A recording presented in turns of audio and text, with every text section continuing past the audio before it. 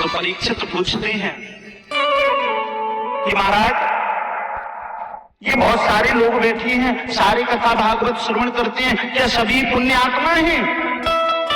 कि नहीं नहीं, सारे कैसे हो जाएंगे? अभी भेदभाव बताया ना, कुछ पुण्य होता है, कुछ पाप होता है, कुछ पुण्य आत्मा होती है, कुछ पापी आत्मा होती है, रात होती है, दिन होती है, नर होता है, मादा होती है, स्त्री होता है, पुरुष होती है, बाबा होता है, अम्मा होती है। भेदभाव की दुनिया है, द्वंद्व, एक दूसरे का द्वंद्व, इसीलिए तो इसका नाम द्वंद्व स्वदैत दुनिया। द्वंद्व से तो दुनिया बनी।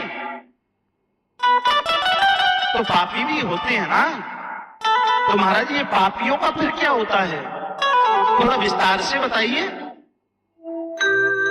कि महाराज परीक्षित जी, पापियों के लिए एक अलग से कमरा बना दिया गया है, एक धुलाई रूम बना हुआ है अलग से। पापियों के लिए एक अलग से सफाई वाला वो जो रूम है ना, जिसको धोबी घाट कहते हैं, वहां गंदे मैले कुचले कपड़े जाकर धोबी मां धुलता है ना, इन पापियों के लिए वो बना रखा है और उसको नरक कहते हैं। और नाना प्रकार के नरक हैं, जैसा पापी वैसा नरक, जैसा जितना कपड़ा गंदा होगा मैया वैसे ही उसको रगड़ रगड़ के धोगी। कम गंदा है तो एक बार ब्रश चलेगी, ज्यादा गंदा है 2 बार चलेगी, और ज्यादा गंदा है 3 बार चलेगी। पूरा कपड़ा गंदा है तो धोबी घाट पे फिचार के मैया उसको साफ करेगी। अब ये जीवात्मा कितनी पापी है, उसी हिसाब से नरक मिलेगा। और वहां खड़े हैं तुम्हारे धोबी महाराज, तुम्हारे इस पाप रूपी कपड़े की सफाई करने के लिए, क्योंकि कपड़े पर जितना दाग होगा उसी हिसाब से वॉशिंग मशीन में 1 पर 2 पर 3 पर 4 पर किस पे चलानी है, ये तो आपके दाग बताएंगे।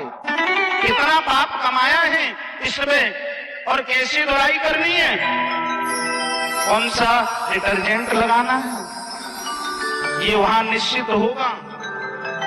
तब पकड़ के यमराज के दूत तुमको फछाड़ कर वहां पर मारेंगे नरक में, और फिर एक बार फिर लेके जाएंगे यमराज के पास, देखना शाम साफ हुआ कि नहीं, अरे अभी नहीं हुआ और मारो, और फिर धोबी घाट में पछाड़ लगेगी तुमको। और ये मत समझना कि मृत्यु के बाद आवास कम हो जाता है, मृत्यु के बाद आवास कम नहीं होता है।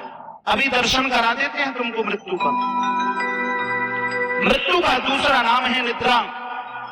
और जब नींद में आप सोते हो ना, तो दर्द वैसा ही होता है ना, शरीर में तो कोई डंडे नहीं मार रहा, शरीर में तो कोई कुछ कह नहीं रहा, लेकिन निद्रा में आप क्या महसूस कर रहे हैं? दर्द हो रहा है, सिर में दर्द हो, मैं बुखार से पीड़ित हूं, आवाज शरीर को पूरा हो रहा है कि मुझे परेशानी है। ऐसी शरीर यहाँ जलकर राख हो जाएगा, पंच तत्व में विलीन हो जाएगा, लेकिन आवाज उसके साथ जाएगा। और जितना धोबी फटकारेगा उतना ही आपकी रीढ़ की हड्डी में दर्द होगा। और वहां ना मैया आती ना पापा आते, सो झंडू भाम लगवा लोगे। हाँ तो कढ़ाई है गरम गरम तेल की, एक बार बोल दिया फिर निकाल के फिर निचोड़ दिया। तो कहने का मतलब ये है, कपड़े को जितना हो सके उतना साफ रखो, जितना हो सके कम उसमें दाग लगने दो। परीक्षित जी कहते हैं कि महाराज बड़ा भयानक दृश्य है। सुखदेव जी कहते हैं कि अभी दृश्य तुमने देखा ही कहां। एक रौरव नरक है, रौरव नरक। और रौरव नरक जो है ना, उस नरक में जीवात्मा को कढ़ाई में डालकर यमराज के दूत जैसे पकाते हैं, जैसे भोजन को पकाया जाता है,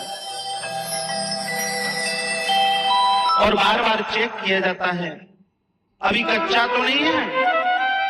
जैसे मैया चावल को देखती है, अभी तो टाइट है, पकने दो, 3-4 सीटी आने दो कुकर की। यम के दूत और उसमें झोंक देते हैं अग्नि, और चलने दो। तो महाराज इससे कैसे बचाया जाए? कौन है इससे बचाने वाला? सुखदेव जी कहती हैं सिर्फ एक ही है, और वही इस नरक से बचा सकता है, और वो है मेरा गोविंद। मेरे गोविंद की आगम्य मूर्ति श्रीमद् भागवत महापुराण का रसास्वादन करना, अपने कर्ण से हृदय तक पहुंचने देना, आपके सारे दाग धीरे धीरे साफ हो जाएंगे। ये जो भागवत का रसपान है आपके लिए साबुन का काम करेगा।